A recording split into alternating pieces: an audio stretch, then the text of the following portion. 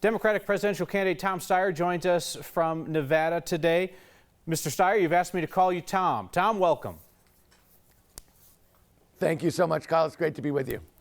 I'm not sure if you know, but Denver has some of the worst air pollution of any American city. There are days that are so dangerous that there are warnings about people exercising outdoors. Today, Thursday, actually happens to be one of those days. What do you think would be the most effective way to quickly improve America's air pollution issue?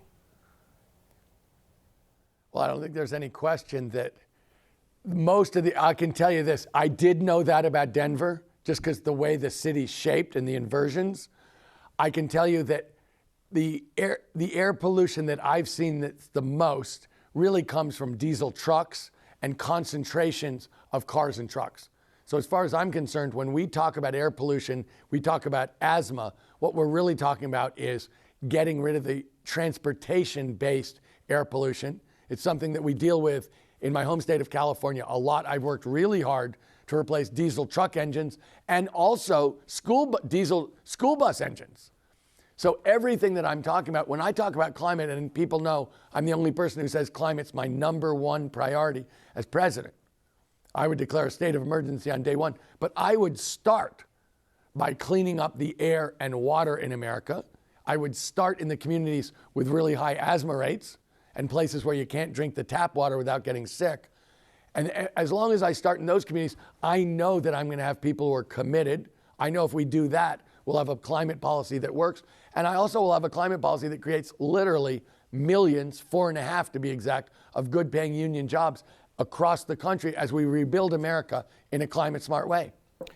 There are about 91,000 Coloradans who work in traditional energy. A lot of those jobs are linked to fracking.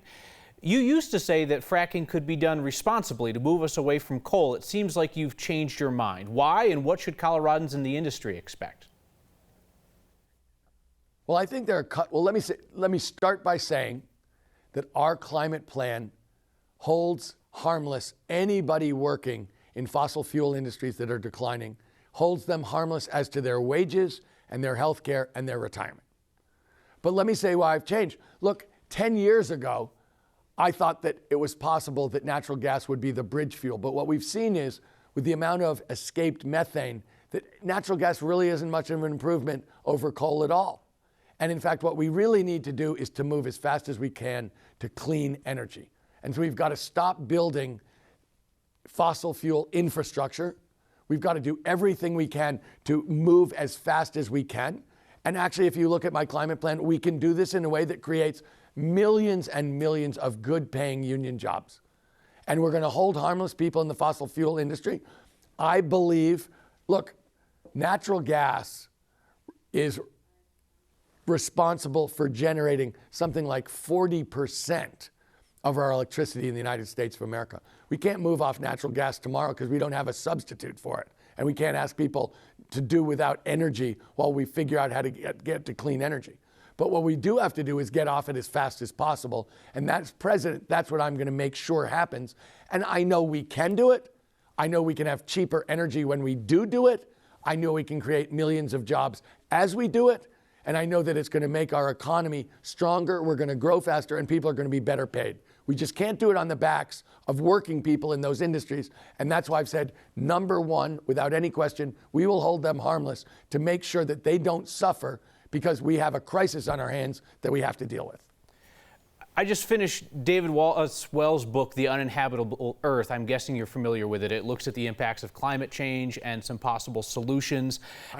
There's a theory that we could at least buy ourselves some time by putting suspended particles into the air to block sunlight, and that's something that we're not likely to get global consensus on. It would change the look of our skies. The book suggests that an environmentally conscious billionaire might just go rogue and do it without permission. What do you think of that idea? Honestly, Kyle, I think that's a terrible idea. You know something? You know what I believe in? I believe in government. I believe in the American people.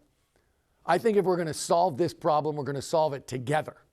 And so I think something like that, which could have unintended consequences of vast proportion, I don't really think that that's a great idea for somebody to go out and change everybody's life without their permission or acceptance.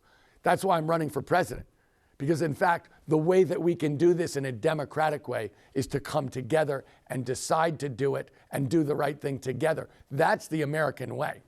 And in fact, we don't need to go I do want to squeeze in one more question. We can solve this without going there. I know our time is short, so I want to squeeze in one more question. Candidates in the NBC debate in Las Vegas were asked whether billionaires should exist. So let me ask you, do you think that future Americans should have the same pathway you did to amass a fortune and choose to keep it if they wish? Look, I don't think we should put a ceiling on the ambitions of Americans. I do think I would change the tax structure dramatically and start to charge people fairly who are rich people in big corporations. Yes, I would have a wealth tax, Kyle, just so you know. I proposed that for over a year and a half. What we've seen is a concentration of income and wealth in this country that is wrong, it's un-American, it's unjust, and I would work against it as fast as possible. But I would not say to people to put a ceiling on their ambitions.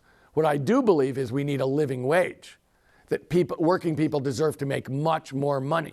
What I do believe is there's been a concentration of wealth in this society. Look, I did start a business. I did grow it over 27 years into a multi-billion-dollar international business. I also walked away from it and took the giving pledge to give the bulk of my money away while I'm alive to good causes. And I've been spending my time full-time putting together coalitions of Americans to fight back against unchecked corporate power. And I've never lost. So in fact, when you look at me, I'm someone who says, yeah, let your ambition go as far as possible. I believe in an innovative, competitive private sector. But I also believe in a government that represents the people of the United States, not corporations. And I've been working for 10 years to represent the interests and needs of the American people against those corporations. We've never lost together. And that's why I'm running for president, is to take back that government to serve the people and not the corporations, so that in fact we don't have this kind of wealth disparity that's so unfair. We don't have this kind of income disparity that's so un-American.